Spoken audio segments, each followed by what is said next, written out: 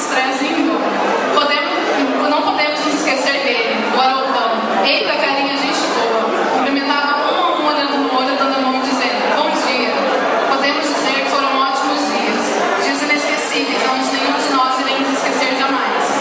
Apelidos, brincadeirinhas, festas, porto, fotos, imitações de pessoal, vamos! Meninos e meninas, a temperatura, comentário feliz. Gente, vocês podem, por favor, calar a boca? Acho que não. Risadas de porquinho. Gente, eu vou morrer de ar. Entre outros, resistência, idas à feirinha de quinta-feira. A gente montava aula pra ir na feirinha comer pastel.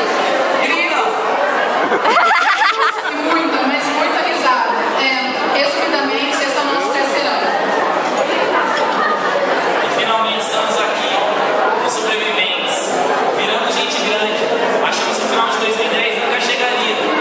Enfim, chegou. E hoje damos graças a Deus por tudo isso. Mas em breve sentiremos a saudade de todos os amigos, nossos professores, o nosso Doctus. Obrigado, terceirão. Foi um prazer conhecê-los.